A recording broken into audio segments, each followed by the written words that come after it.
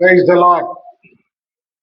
దేవుని పరిశుద్ధ నామానికి మహిమ కలుగును గాక. ప్రభునందు ప్రియమైనటువంటి సహోదరి సహోదరులకు,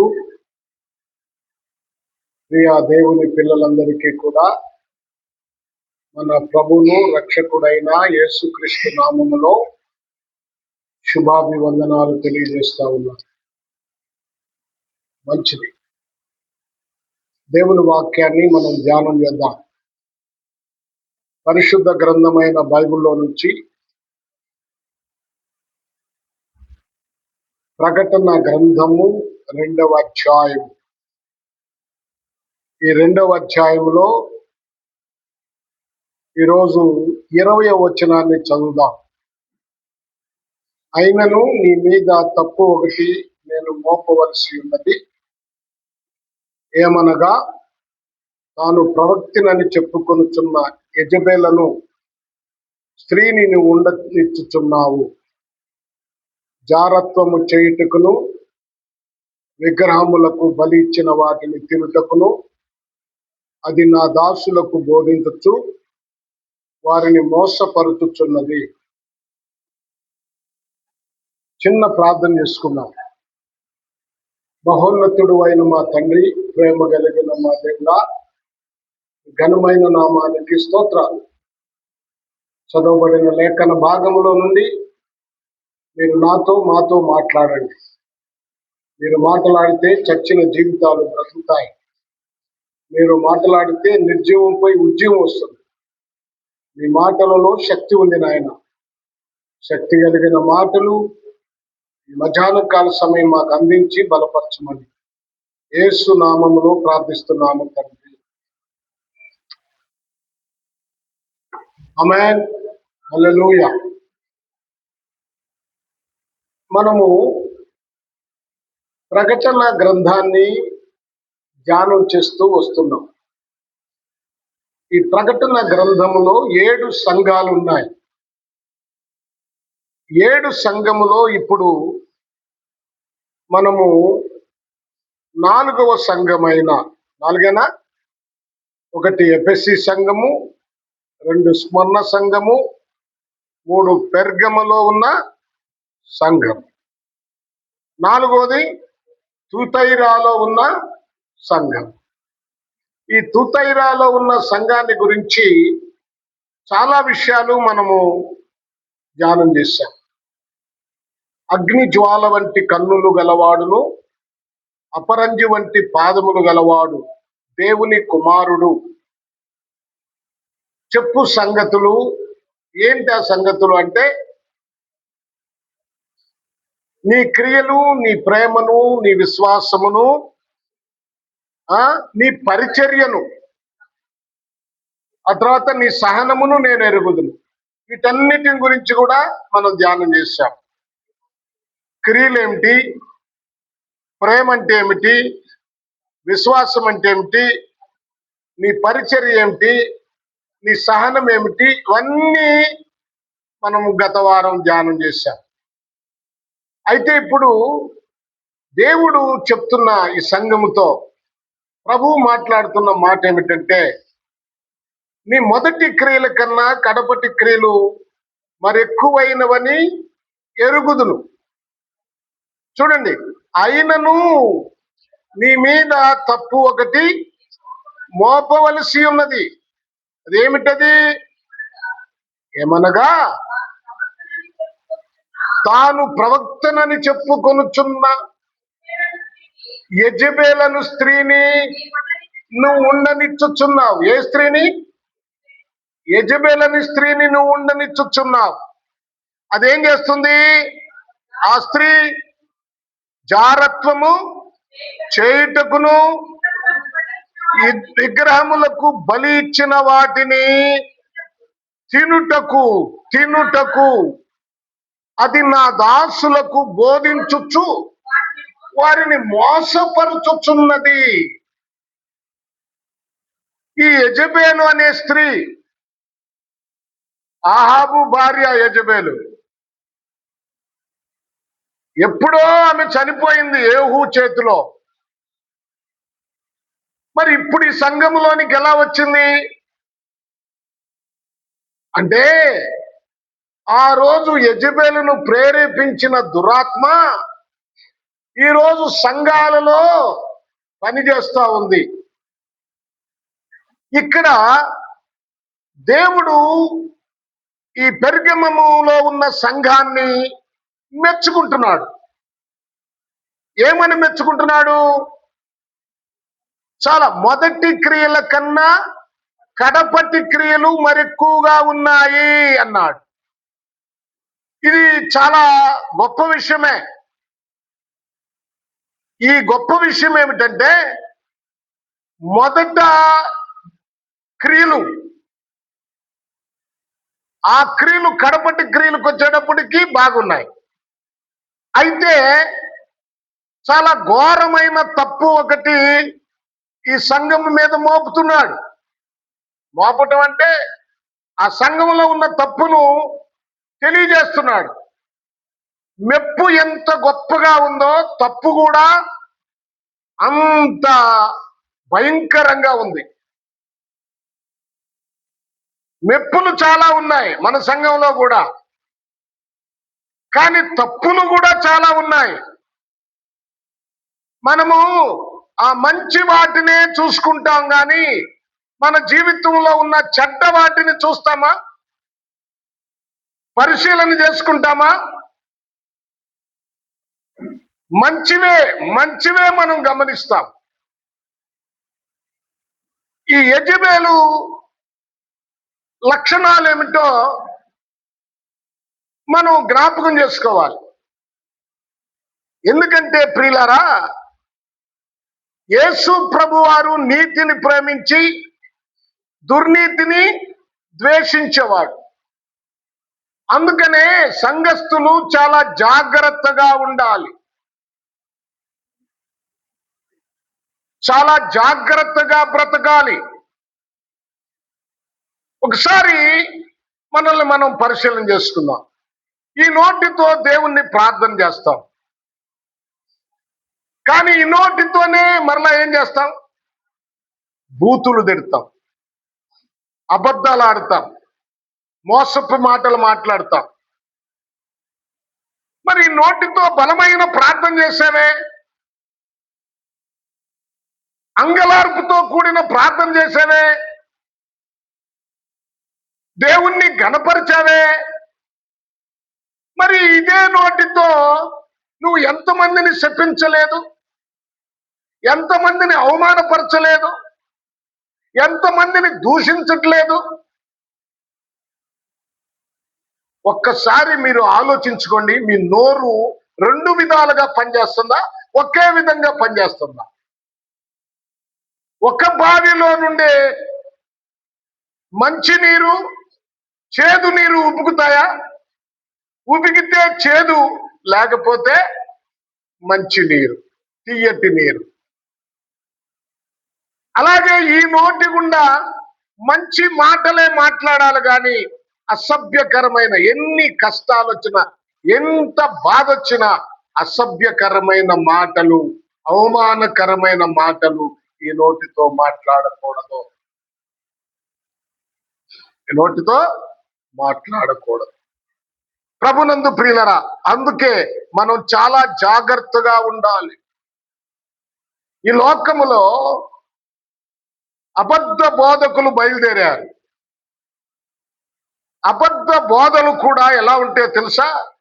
సత్యములాగానే కనిపిస్తాయి, అవి యథార్థతలాగానే కనిపిస్తాయి. కనుక మనము జాగ్రత్తగా ఉండాలి. మన ప్రేమ సకల విధములైన అనుభవ జ్ఞానముతో ఉండాలి, అనుభవం ఉండాలి, వాక్యపు అనుభవం ఉండాలి. నేను అదే మీకు చెప్పేది. మీరు వాక్యం నేర్చుకోండి, వాక్యాన్ని అనుసరించండి. ఎవడేది చెప్తే అది అనుసరించమాకండి. పిల్లి మొగ్గలేయొద్దు. మీరు స్థిరమైన జీవితం కలిగి ఉండండి. ప్రియ దేవుని పిల్లలారా, జ్ఞాపకం చేసుకుందాం. ఈరోజు ఈ సంఘములో ఎంత భయంకరమైన జీవితం ఉందో మీకు నేను జ్ఞాపకం చేస్తాను. మీ జీవితాల్లో అలాంటి భయంకరం ఉందా? ఉంటే సరి చేసుకోవాలి, ఉంటే దాన్ని తీసివేసుకోవాలి. చూడండి ఒక మాట, అది ఏం చేస్తుందంట? ఎందుకంటే దేవుడు దుర్నీతిని ద్వేషించి నీతిని ప్రేమించేవాడు. మీలో దుర్నీతి ఉంటే దేవుడు ప్రేమించడు, మీలో నీతి ఉంటేనే దేవుడు ప్రేమిస్తాడు. కనుక ఈ మాటను జాగ్రత్తగా గమనించాలి.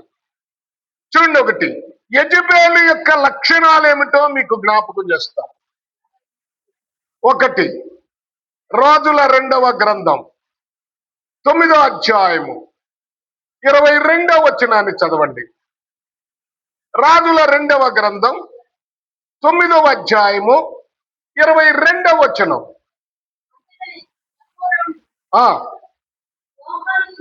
యోహూను చూసి, యోహూ సమాధానమా ఏమడుగుతున్నాడు? యోహూ వస్తున్నాడు. యోహూ దేవుని చేత అభిషేకించబడ్డాడు.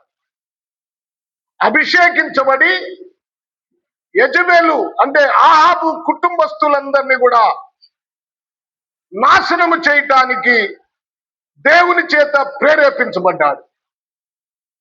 అందుకని యోహూ బయలుదేరి వచ్చాడు. వచ్చినప్పుడు యెహోరాము అంటున్నాడు, యెజెబెలు యొక్క కుమారుడు, ఆహాబు యొక్క కుమారుడు, ఇతడు చాలా భయంకరమైన విగ్రహారాధికుడు. వాళ్ళ నాన్న చనిపోయినా మరలా బయలుదేవతని పూజిస్తానే, అంటే ఇంకా ఆరాధన కొంతవరకు మార్చుకున్నా కొన్ని ఉన్నాయి. అలాగే యెజెబెలు చాలా భయంకరమైన వ్యక్తి, బయలుదేవత ఆరాధికురాలు.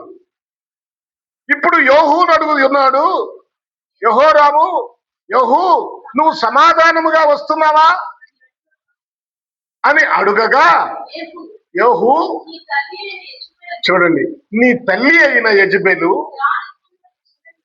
జారత్వము చిల్లంగితనము అపరిమితమైపోయింది. నీ తల్లి ఉందే, నీ తల్లి జారత్వము, నీ తల్లి చిల్లంగితనము చాలా అపరిమితంగా ఉంది. కుమారుడితో యోహూ చెప్తున్నాడు, యెజెబెలు గురించి చెప్తున్నాడు. ఏమంటున్నాడు? జారత్వము. జారత్వం అంటే చాలా రకాల అర్థాలు ఉన్నాయి, కానీ మనం 1-2 చూసుకుందాం. జారత్వం అంటే విగ్రహారాధన. మొదటిది విగ్రహారాధన, విగ్రహములతో సంబంధము కలిగి ఉండుట. మనము ఏ విగ్రహముతోనూ సంబంధం కలిగి ఉండకూడదు. విగ్రహం అనేది జారత్వంతో సమానం. సమానం ఏంటి? జారత్వమే. సంఘము జారత్వాన్ని విడిచిపెట్టాలి. జారత్వముతో సంఘం ఉండకూడదు. విగ్రహములకు విశ్వాసికి సంబంధము లేదు.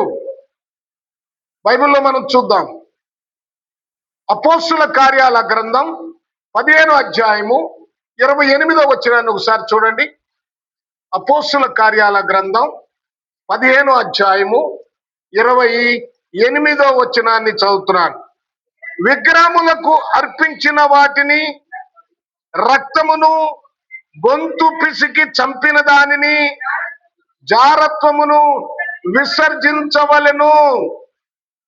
ఈ అవశ్యమైన వాటి కంటే ఎక్కువ మీ మీద మోపు. వీటిని వదిలిపెట్టాలి. ఇక్కడ కొన్ని విషయాలు చెప్పాడు. విగ్రహములకు అర్పించిన వాటిని తినకూడదు. జారత్వం అంటే విగ్రహాలను ఆరాధించటం లేక విగ్రహ పూజలు చేయటం. విగ్రహాలను ఆరాధించటము, విగ్రహ పూజలు చేయటం. వీళ్ళరా జ్ఞాపకం చేసుకుందాం. ఇప్పుడు జారత్వం అనేది మన జీవితాల్లో ఉండకూడదు. జారత్వము చేసిన వారిని ఏం చేయాలా? జారత్వము జరిగించే వాళ్ళని ఏం చేయాలా? జారత్వం అంటే రెండోది వేశ్యతనము. వేశ్యలంటే ఎవరు? తన భార్యను కాకుండా, లేక తన భర్తను కాకుండా వేరొకరితో సంబంధం కలిగిన వారు వేశ్యలు. బైబిల్ స్పష్టంగా చెప్తుందన్నమాట. ఇప్పుడు జారత్వము చేయకూడదని చెప్తుంది, విగ్రహారాధన చేయకూడదని చెప్తుంది బైబిల్. యెజబెలు యొక్క లక్షణం అదే. యెజబెలు ఏం చేస్తుంది? విగ్రహారాధికురాలు, ఒక అన్య స్త్రీ. ఇక్కడ మనం చూస్తే చూడండి, కొరింథీయులకు రాసిన మొదటి పత్రికలోనే 5వ అధ్యాయము 9వ వచనం నుంచి చదవండి. కొరింథీయులకు రాసిన మొదటి పత్రిక. అమ్మా ఏంటంట? ఎవరితో సాంగత్యం చేయకూడదు? జారులతో, అంటే విగ్రహారాధన చేసే వారితో, లేక వ్యభిచరించే వారితో ఏం చేయకూడదు? సాంగత్యము చేయకూడదు. వారితో సాంగత్యం అంటే శ్రేయము చేయకూడదు. శ్రేయము చేయమాకండి వారితోటి, వారిని దూరంగా పెట్టండి. చదవమ్మా. అయితే ఈ లోకపు జారులతోనైనను, ఏంటంట? ద్రోహులతోనైనను, దోసుకొని వారితోనైనను, ఏంటంట?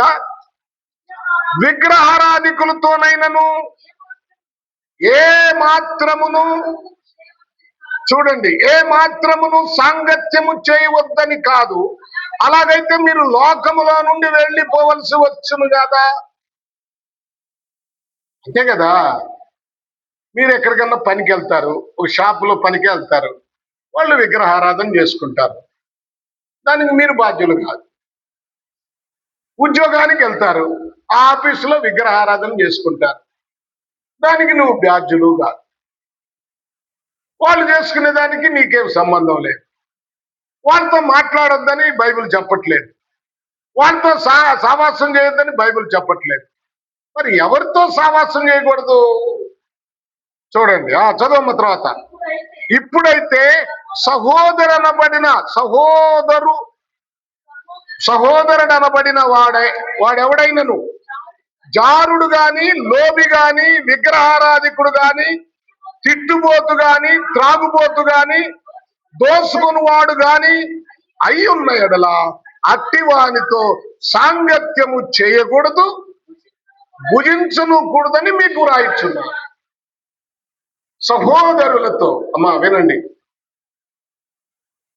మీ సహోదరుడు, మన సంఘంలో ఎవరైనా సరే ఇలాంటి వాళ్ళు ఉంటే, ఎలాంటి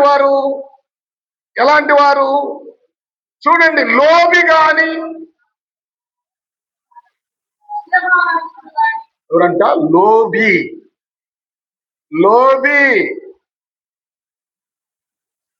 చాలా మంది లోబులు కనపడుతున్నారు. లోబీ తత్వం అంటే పొదుపు కాదు నేను అంటుంది. పొదుపు ఉండొచ్చు, పొదుపు చేసుకోవాలి, కానీ దేవుని కొరకు ఖర్చు పెట్టే విషయంలో, దేవుని కొరకు ఇచ్చే విషయంలో లోబిగా ఉండొద్దు. దేవుని సొమ్మును దేవునికి ఇవ్వండి. నేను మరొకసారి చెప్తున్నాను, మనం ప్రభు బల్లలో పాలు పప్పులు పొందేటప్పుడు ఏం చెప్తారంటే, సహోదరి ఇది క్రీస్తు శరీరము, నీ భాగం నువ్వు తీసుకో అంట. మాయ్, నీ భాగం నువ్వు తీసుకో, పుచ్చుకో. అలాగే దేవుడు నీకు ఇచ్చిన దాంట్లో దేవుని భాగము దేవునికి. లోబి అయినను, చదవమ్మా, విగ్రహారాధికుడు గాని, విగ్రహం, ఏ విగ్రహము నీ ఇంటిలో ఉండకూడదు. నేను గతంలో చెప్పాను. విగ్రహాలు ఎక్కడెక్కడ ఉండకూడదు చెప్పండి. చెప్పండి, విగ్రహాలు ఎక్కడెక్కడ ఉండకూడదు? అమ్మా, నీ ఇంటిలో విగ్రహం ఉండకూడదు, నీ మనసులో విగ్రహం ఉండకూడదు, నీ శరీరం మీద విగ్రహాలు ఉండకూడదు. చూడండి, విగ్రహం మరలా ఇంకా విగ్రహం అంటే ఏమిటి? నీ మనసులో విగ్రహం అంటే ఏంటి? దేవుని కన్నా దేనిని ఎక్కువగా ప్రేమిస్తావో అదే విగ్రహం. దేవుని కన్నా ఎక్కువగా దేవుని సన్నిధి వదిలిపెట్టి చాలా మంది ఆయా పనులకు వెళ్ళిపోతా ఉన్నారు. అంటే దేవుని కన్నా ఎక్కువ ఎవరిని ప్రేమిస్తున్నారు? ఎవరిని ప్రేమిస్తున్నారు? సరే, విగ్రహారాధికుడైనను ఏమండంట? తిట్టుబోతుగాని. మాయ ఉండు ఉండు ఉండు ఉండు ఉండు బూతులు తిడతారా? కొంతమంది నోటికి అదుపే ఉండదు, నోరు తెరిస్తే బూతులే. తిట్టిబోతు గాని,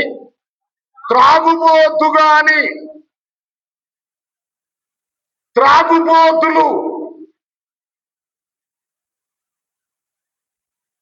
మందు ఎన్నని చెప్పాడు. అది మాన కొట్టుకెళ్తాం మాత్రం మానడు. ఎట్టన్నా సరే ఒక క్వార్టర్ వేసుకోవాల్సిందే, సాయంత్రానికి ఒక క్వార్టర్ బాటిల్. ఎవరినైనా పీడిస్తారు. అవసరమైతే దైవ సేవకునైనా పీడిస్తారు. ఈ తాగుబోతులు నన్నే చాలా సార్లు బురిడి కొట్టించారు. ఇచ్చేదాకా వదిలిపెట్టలేదు, బురిడి కొట్టించారు. ఇప్పుడు త్రాగుబోతు అయినను దోసుకొనువాడుగా ఎవడైతే ఉన్నాడో, దోసుకునేవాడు అక్రమ సంపాదన, అక్రమంగా దోసుకుంటారు. ఏ రకంగానైనా సరే అట్టి వారితో సాంగత్యము చేయకూడదని, వారితో కలిసి భోజనం కూడా చేయకూడదని మీకు వ్రాయిచున్నాను. పౌలు గారు చెప్తున్నాడు, అలాంటి వారితో కలిసి ఏ విందులో పాల్గొనకూడదు, వారితో కూర్చొని భోజనం చేయకూడదు. చూడండి, ఇట్లాంటి వారితో కలిసి భోజనం చేయకూడదు. ఎవరితో?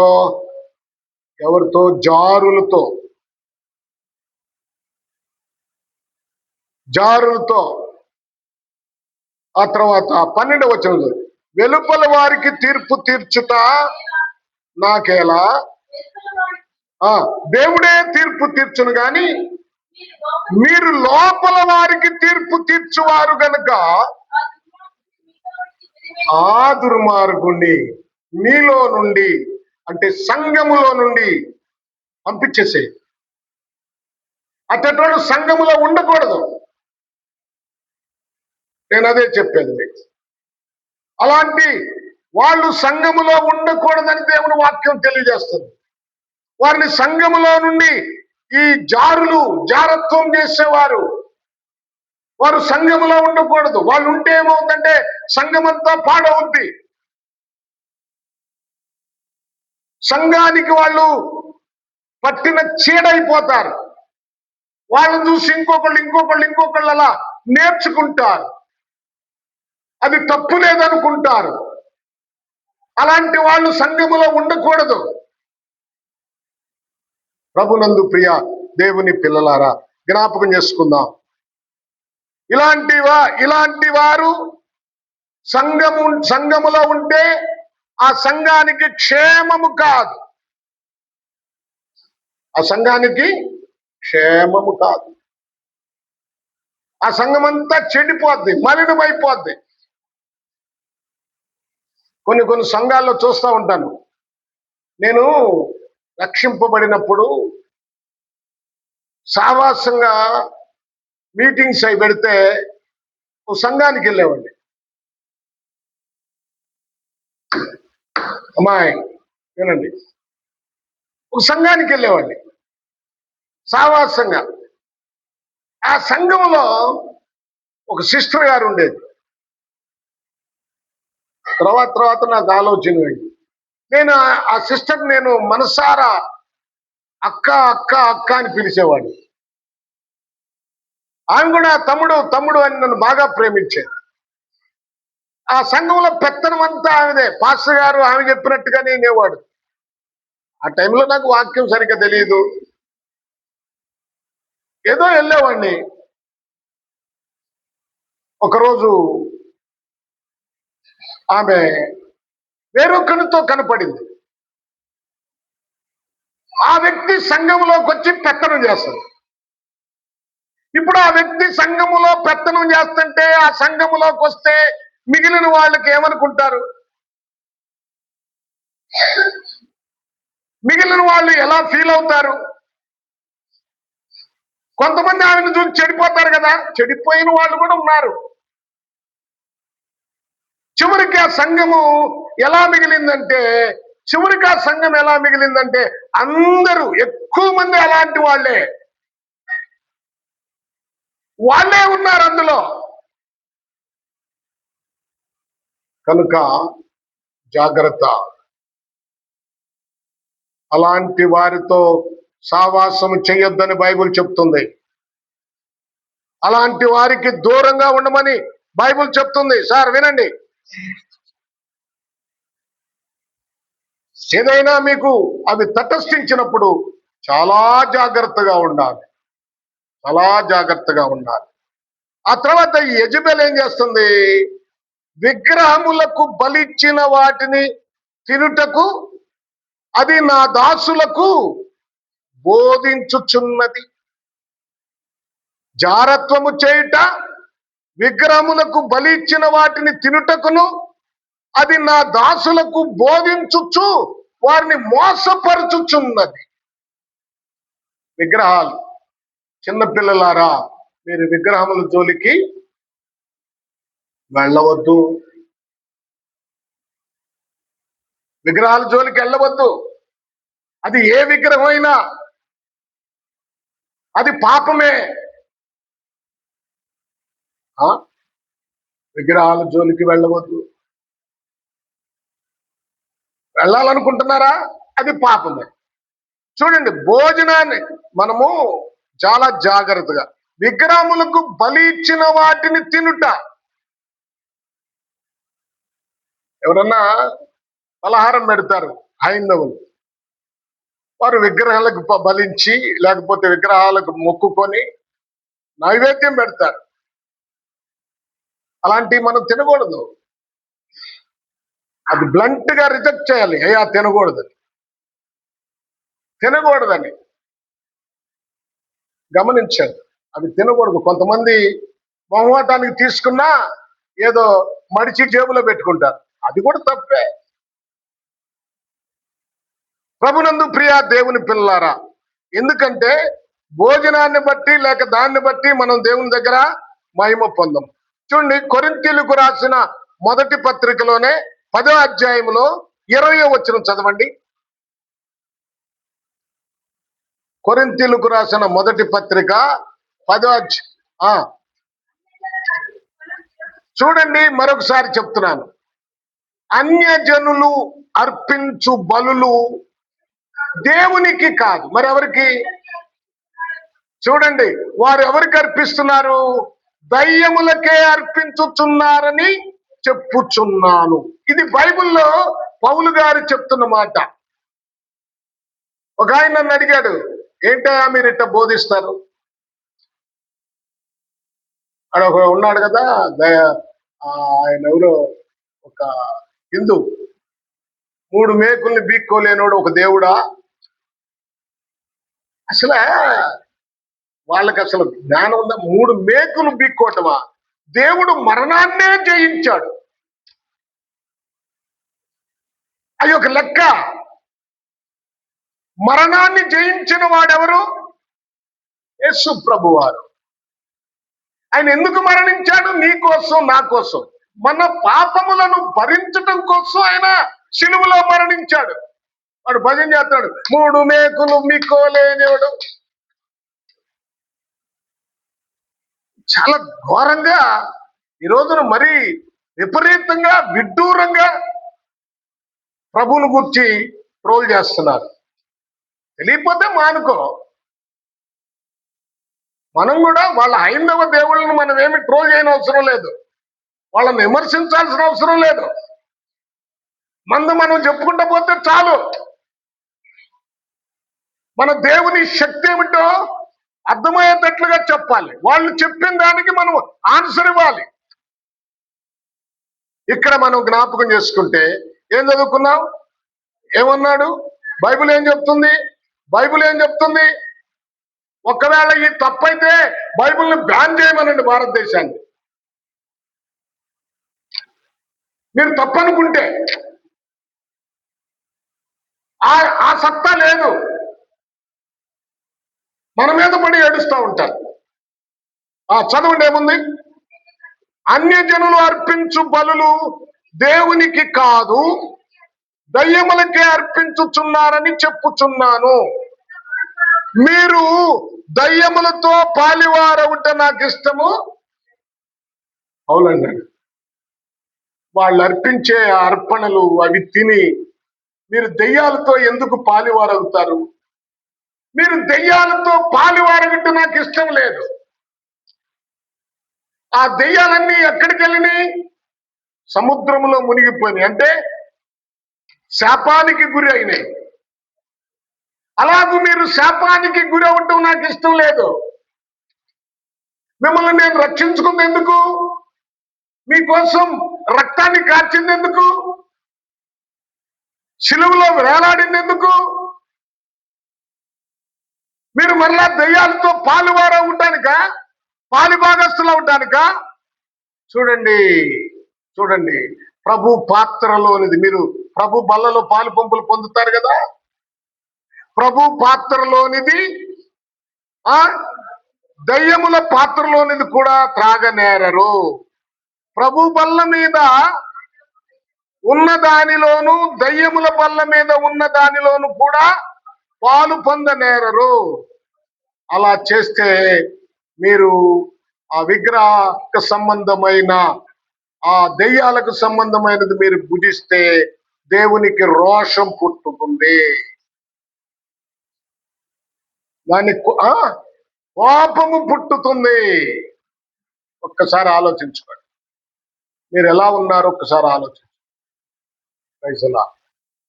మీరు దెయ్యాలకి దేవునికి సంబంధం ఉండకూడదు. ఇంకో మాట చదువుతారా? చూడండి, ప్రభునందు ప్రియ దేవుని పిల్లలారా, జ్ఞాపకం చేసుకుందాం. ఆ కొరింథీయులకు రాసిన మొదటి పత్రికలోనే ఆ 10వ అధ్యాయం 31వ వచనం చదవండి.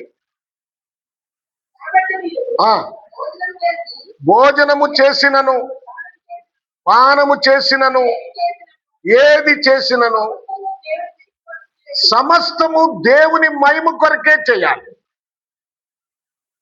సమస్తము, ఏది చేసినా, మీరు ఏ భోజనం చేసినా, ఏది చేసినా దేవుని మహిమ కొరకే చేయాలి. ఏది ఇష్టం వచ్చినట్లుగా భుజించడానికి లేదు.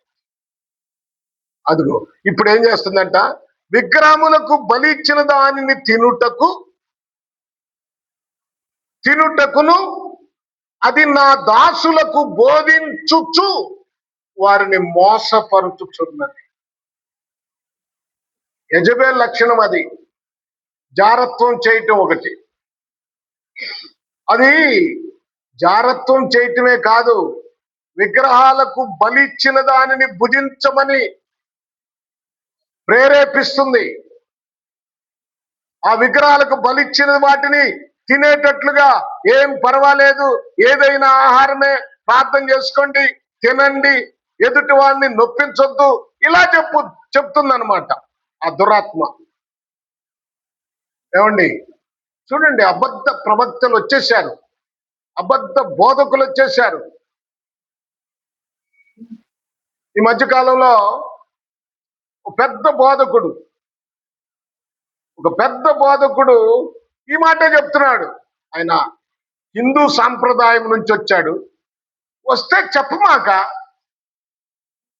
మొదటి నుంచి ఆ విగ్రహాలకు పెట్టింది వాళ్ళ అమ్మ నాన్న వాళ్ళ బంధువులందరూ విగ్రహారాధకులే కనుక నువ్వు రక్షించబడ్డావు, అది తప్పులేదంటే. ఇంకోటి తెలుసా, అతడు ఏం బోధిస్తున్నాడు తెలుసా? కాళ్ళకు ప్రాణాన్ని రాసుకో, లేకపోతే బొట్టు పెట్టుకో, తర్వాత నువ్వు హైందవులు ధరించినవన్నీ ధరించుకో, నీ మనస్సు మాత్రం జాగ్రత్తగా ఉంచుకోండి. ఇవన్నీ ఉన్నప్పుడు మనసు ఎలా ఉంటుంది? వాటి మీదే మోజెళ్తుంది. తప్పది, అన్నిటినీ త్యజించాలి.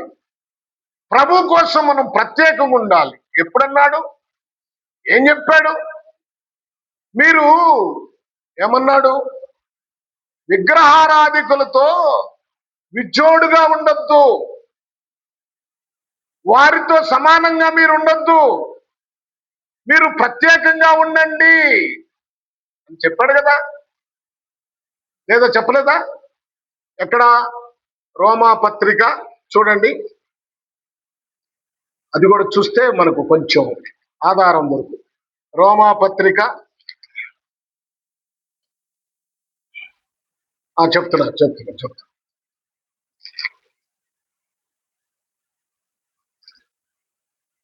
ఎక్కడది?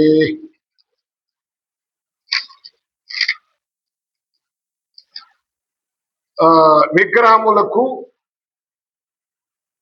విశ్వాసులకు పొందికి ఎక్కడని రాశాడు చూడు. ఎక్కడది? సాంగత్యం, దేవుని ఆలయమునకును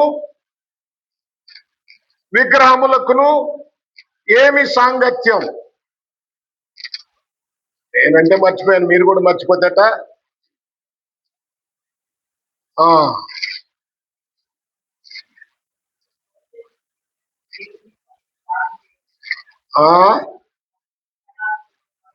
కాదు ఉండి చెప్తాను ఒక్క నిమిషంలో దేవులాడి చెప్తాను.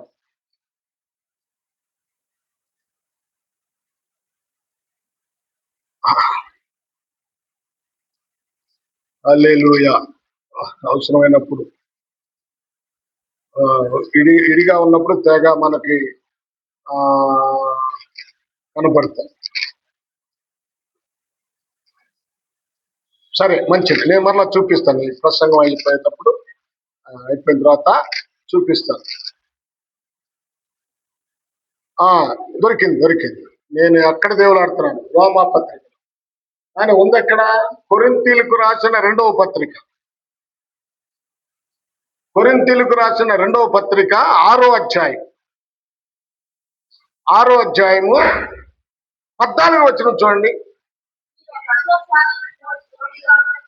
మీరు అవిశ్వాసులతో అంటే అర్థం ఏంటి? అవిశ్వాసులతో జోడుగా ఉంటే వాళ్ళు ఏది చేస్తే అది మీరు చేయమాకండి. వాళ్ళు ఏం చేస్తే అది మీరు చేస్తారా? ఏది చేస్తే అది చేయొద్దు. వాళ్ళతో జోడుగా, వాళ్ళతో నేను తోగాలి, వాళ్ళకేమన్నా నాకు తక్కువ, వాళ్ళకిలాగా ఉండాలి, అది వద్దు. మీరు అవిశ్వాసులతో జోడుగా ఉండకుడి, నీతికి దుర్నీతికి ఏం సాంగత్యము? వెలుగునకు చీకటితో ఏమి పొత్తు? మనం వెలుగు, మనం చీకటిలో నుంచి బయటికి పిలువబడ్డాం కదా. చీకటిలో నుండి ఆశ్చర్యకరమైన తన వెలుగులోనికి పిలిచిన వాని గుణాతిశయములను ప్రచురణ చేయ నిమిత్తము ఏర్పరచబడిన వారం మనం. ఇప్పుడు మనకి చీకటిలో లేం, మనం వాక్యం అనే వెలుగులోకి వచ్చాం. వెలుగుతో ఉన్న మనకి ఆ చీకటి మనుషులతో ఏమి పొత్తు?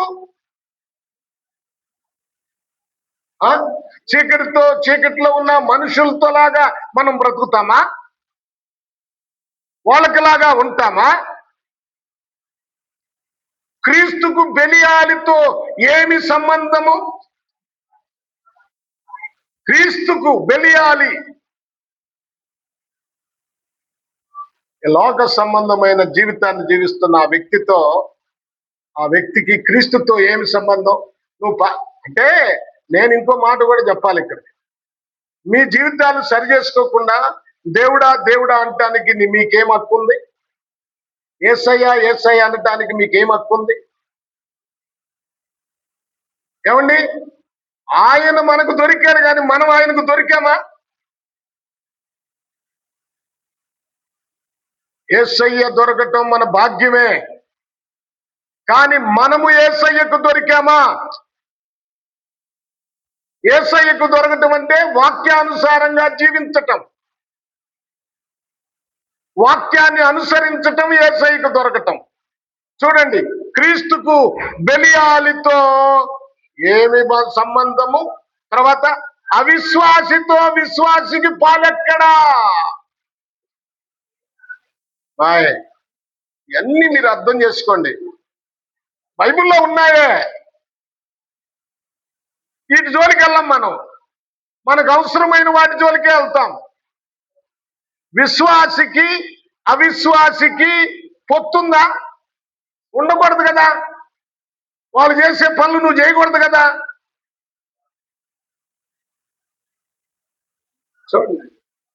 చూడండి, దేవుని ఆలయమునకు విగ్రహములతో ఏమి పొందిక?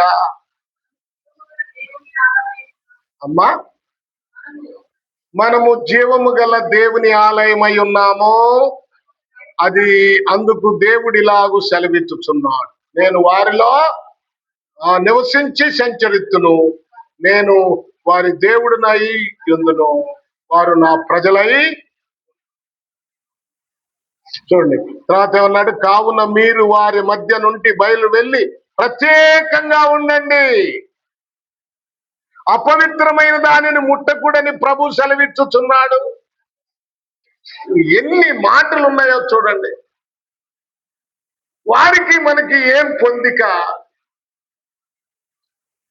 ప్రభునందు ప్రియులారా, మనము చాలా మంది బోధకులు ఈ దినాన్ని ఏం చేస్తున్నారంటే, వారి దగ్గరికి వచ్చే విశ్వాసులను మెప్పించటానికి, వారు ఎటు పోకుండా పట్టుకోవటానికి సత్యాన్ని బోధించకుండా అసత్యముతో వారిని ఆకర్షిస్తున్నారు. అలా చేయకూడదు. సత్యం చెప్పేసేయాల. సత్యం చెప్పకపోతే వాళ్ళకి ఎలా తెలుస్తుంది? ప్రభునందు ప్రియ దేవుని పిల్లలారా, జ్ఞాపకం చేసుకుందాం, ఈ మాటలు చాలా ప్రాముఖ్యమైనవి. యెజబేలు యొక్క ఆ జీవితము వారిలో కనపడుతుంది. యెజబేలు వారు ఉండనిచ్చారు. మొదటి క్రియల కన్నా కడపటి క్రియలు బాగానే ఉన్నాయి, కాదని నేను అంటలేదు, ప్రభు అంటలేదు, బాగానే ఉన్నాయి. కానీ వారు ఎలా ఉన్నారు? మనం ఏంటంటే బాగా ప్రార్థన చేస్తాం, ఆదివారం ఆరాధనకు వస్తాం, సరేనా?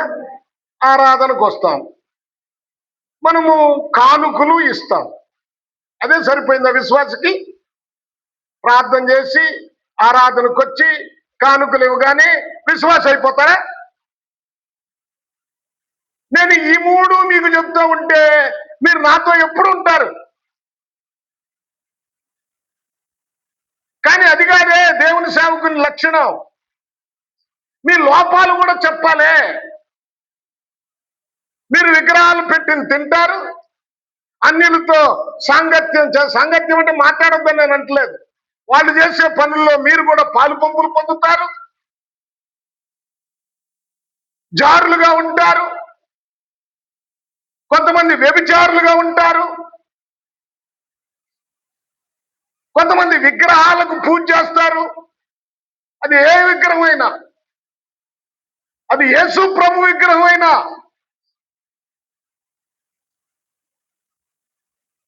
విగ్రహం ఉండకూడదు. చూడండి ఎంత స్పష్టంగా మనం ఆ కొరింథీయులకు రాసిన 2వ పత్రికలో చదువుకున్నాం. మనం ఎంత గట్టిగా చెప్పాడు పౌలు గారు. ఈ విషయాలన్నీ మనం అర్థం. ఇవన్నీ యజమేలు బోధలు. నా దాసుల్ని మోసం చేస్తుంది ఆ యజమేలు, మోసపరుచుచున్నది. ఏదోను తోటలోకి సాతానుడు ప్రవేశించాడు, సర్పములోనికి వెళ్ళాడు, సర్పములో ప్రవేశించాడు. వాడు ఏం చెప్తున్నాడు? అవ్వను ఎంత తొందరగా మోసం చేశాడు, ఎంత తొందరగా పడిపోయింది అవ్వ. ఇది నిజమా? కూర్చో. ఈ పండు తిన్న దినమున మీరు దేవతలు అవుతారు. దేవుడు తినొద్దంటే మీరు దేవతలు అవ్వటం ఆయనకి ఇష్టం లేదు. మీరు ఇట్టగే ఉండాలి. దేవుడి మీదే చెప్పేశాడు వాడు. వెంటనే అవ్వ ఎవరి వైపు ఆకర్షించబడింది? చూడండి, ఆదామును నిర్మించి ఆదాములో నుండి అవ్వను బయటికి తీసి వారిని భార్యాభర్తలుగా చేసి వారికి ఆహారం ఇచ్చి, అంటే వారికి జీవం ఇచ్చి ఆహారం ఇచ్చి వారితో ప్రతిరోజు మాట్లాడుతూ వాళ్ళని ప్రేమిస్తున్న దేవుని కన్నా సాతాను మాటే రుచించింది అవ్వకి. సాతాను మాటకే విలువిచ్చింది. ఈనాడు కూడా అంతే కదా. ప్రజలు దేవుని గురించిన వాక్యం కన్నా లోకం గురించిన వాక్యం. ఎవరో ఒక సేవకుడు, అన్నా నేను యెరూషలేం వెళ్తున్నానన్నా అన్నాడు. ఎందుకయ్యా ఎన్నిసార్లు వెళ్తావు? యెరూషలేం ఎన్నిసార్లు వెళ్తావయ్యా? ఇంతకుముందు చాలా సార్లు వెళ్ళావు కదా అంటే, కాదన్నా నేను 7 సార్లు వస్తానని అనుకున్నానన్నా, అందుకని 7వసారి వెళ్తున్నానన్నా. అనుకున్నారంట. ఏంటది?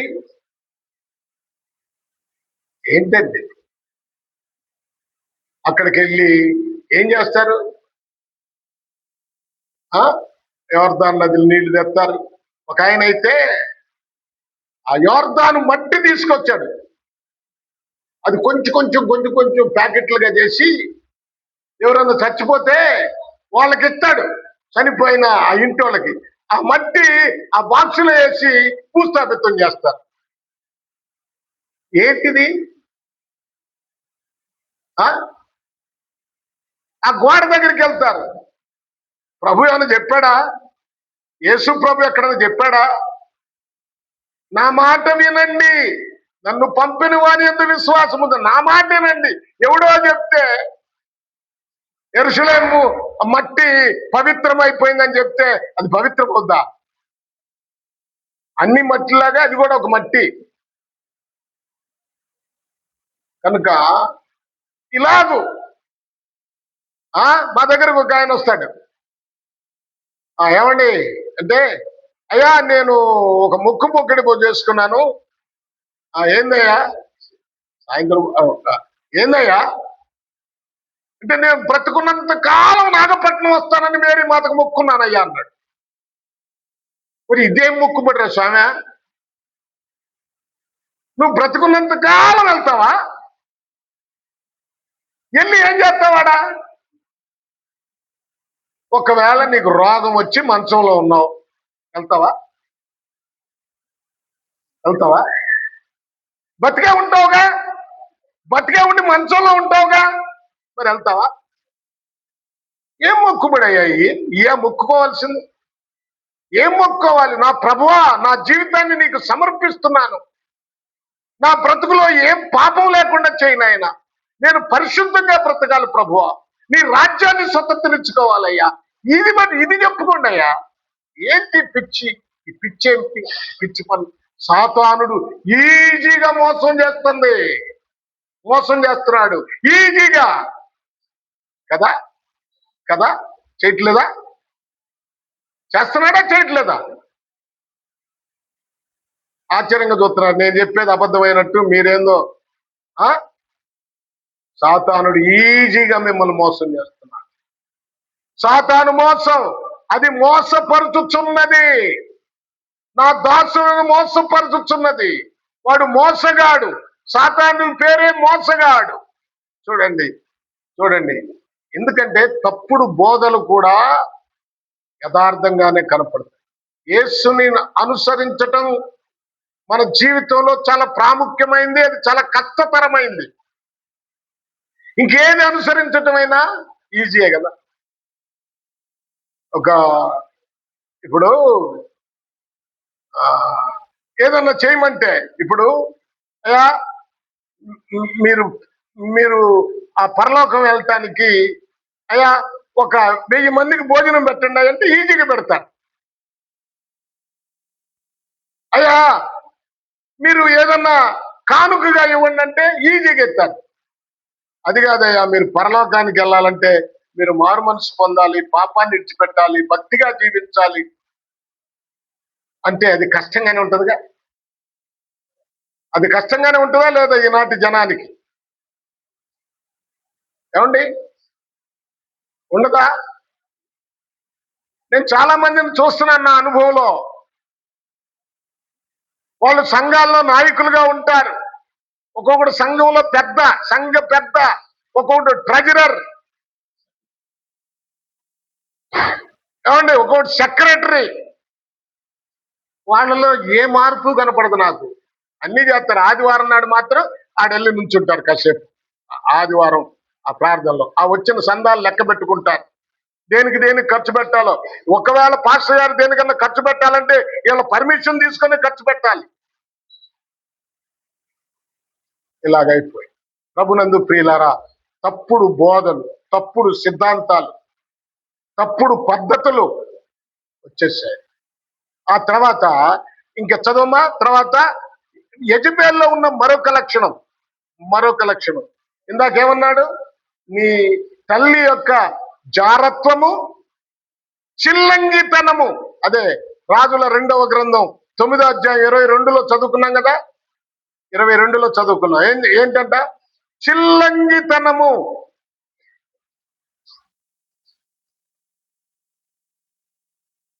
చదవండి మరొకసారి. అంతటి యెహోరాము యెహోను చూసి సమాధానముగా వస్తున్నావయ్యా నువ్వు. అప్పుడు ఆయన అంటున్నాడు, నీ తల్లి అయిన యెజబెలు జారత్వము, చిల్లంగితనము ఎలా ఉందంటది? అపరిమితమైపోయింది. ఇక సమాధానం ఎక్కడుంటది? ఈ చిల్లంగితనం ఉంటే, చిల్లంగితనం అంటే ఏమనుకున్నాం? మాంత్రిక విద్యలు. ఇది యెజబెలు యొక్క లక్షణం. యెజబెలు యొక్క లక్షణం ఏమిటి? మీరు ఎప్పుడన్నా తాయెత్తులు వేసుకున్నారా? అదే ఆంచెన్ తీసుకొచ్చి కడతారు. నేను చెప్పాను, ఈ మధ్య నల్ల తాడు ఒకటి కాళ్ళకు కట్టుకుంటున్నారు కింద. వెళ్తుంటే చాలా మంది ఆ బండి మీద వెళ్తున్నా, నడిచి వెళ్తున్నా కనపడతా ఉన్నాయి ఆ తాళ్ళు. దారం, నల్లని దారం. అదేంటనుకుంటున్నారు? చిల్లంగితనం అది.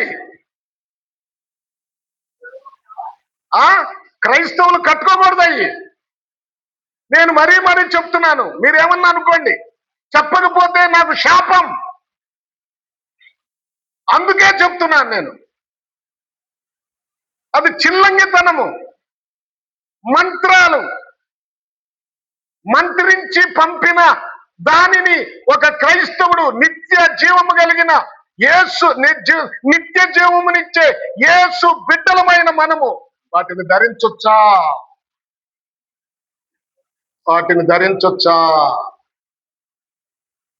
అరే, మీ తల్లి యొక్క చిల్లంగితనం విపరీతమైపోయింది. ఇప్పుడు లోకంలో విపరీతమైపోయింది ఈ చిల్లంగితనాలు, ఈ తాయెత్తులు, ఈ ఆంచన్లు, ఈ పూజలు. ఏమండి, గృహప్రవేశం నువ్వు ఇంటికి పునాది వేసుకోవాలంటే పూజ చేయించాలి. నవధాన్యాలు వేయాలి, పసుపులు రాయాలి, కుంకాలు రాయాలి, ఇవన్నీ చిల్లంగితనం అండి. అర్థం కదా? అర్థమవుతుందా నేను చెప్పేది? తప్పంటారా? చెప్పండి. కాదయ్యా, బైబిల్లో ఇక్కడ ఉంది కదా, దీన్ని నువ్వు ఈ రోజు ఏంటి నువ్వు ఇట్లా చెప్తున్నావని నాకు చెప్పండి, నేను చెప్తాను. చూపించండి ఒక మాట బైబిల్లో. మనకు బైబిలే ముఖ్యం. బైబిల్ దాటి వెళ్ళకూడదు. బైబిల్ దాటి మీ అమ్మ, నీ తల్లి జారత్వము, చిల్లంగితనము ఎక్కువైపోయిందయ్యా. మాంత్రిక విద్యలు, గారడి గారడి గారడి వాడు వస్తాడు చూడు, మీరు అక్కడ చూడండి. అక్కడ నేను చిన్నప్పుడు ఆ గారడి రోడ్డు మీద ఆడుతుంటే ఆ గారడి డుంక్ డుంక్ డుంక్ డుంక్ అని మోగిస్తా, ఇదిగో ఏదో చెప్తాడు. చాలా పామును చూపిస్తానంటాడు, ఆ బుట్టలో అట్టలేపి మళ్ళీ ఇట్టంటాడు. గారడి చివరికి ఏం చేస్తాడు తెలుసా? ఇది ఎక్కడో చెట్టు మూలిక, ఇది పాము గరిసిన ఇది రాయండి, జలుబు చేసిన ఇది రాయండి, గాయమైన ఇది రాయండి, వెంటనే మొత్తం కట్టుకుంటాయి అని చెప్పేసి ఇంత ముక్కలుగా చేసిన దాన్ని అమ్ముతాడు. ఇది ఎంత అనుకుంటున్నారు? అప్పట్లోనే 50 రూపాయలు, 25 రూపాయలు, 50 రూపాయలు. ఓ గారడి చేసి వాళ్ళందరినీ తన వైపు ఉంచుకొని అవి అమ్ముకొని సర్దుకొని వెళ్ళిపోయావు. చెప్తున్నానండి, సంగతులు చెప్తున్నాను. ఇలాంటి ఈ చిల్లంగితనం అంటే ఇలాగ మాంత్రిక సంబంధమైనవి, గారడి సంబంధమైనవి చిల్లంగితనం. ఈ చిల్లంగితనము అంటే మనం కొంచెం లోతుకి వెళ్ళాలి, అప్పుడు కానీ అర్థం కాదు. ఈ చిల్లంగితనము వలన వచ్చే నష్టాలు ఏమిటో కూడా మనం చూడాలి. వచ్చే వారం చూద్దాం. అదే కాదు, ఇంకా కొన్ని విషయాలు ఎప్పుడు ఇయే చెప్పుకుంటూ పోతే చాలా ఉన్నాయి. విశ్వాసి ప్రవర్తించకూడని విషయాలు చాలా ఉన్నాయి. మీ నేర్చుకున్నారనుకోండి, ఈ నేర్చుకోవటం కదా, ఈ అనుసరించారనుకోండి, మీరే నిజమైన విశ్వాసం. ప్రకటన గ్రంథం అందుకే రాసింది మన కోసమే, సత్యంతో ఉండటం కోసమే.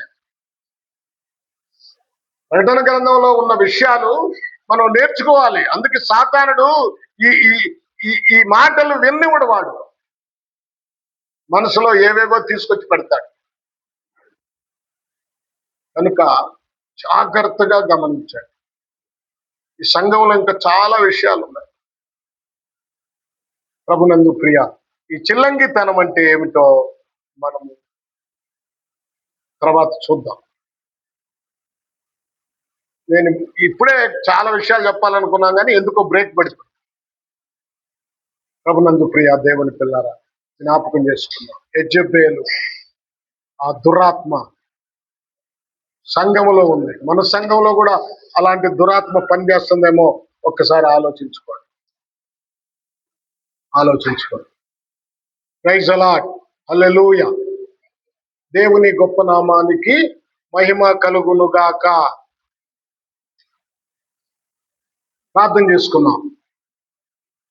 చేసుకున్నాం. అందరి తల్ల ఉంది. ప్రభువా, ఈ చిల్లంగితనం లేక ఈ జారత్వం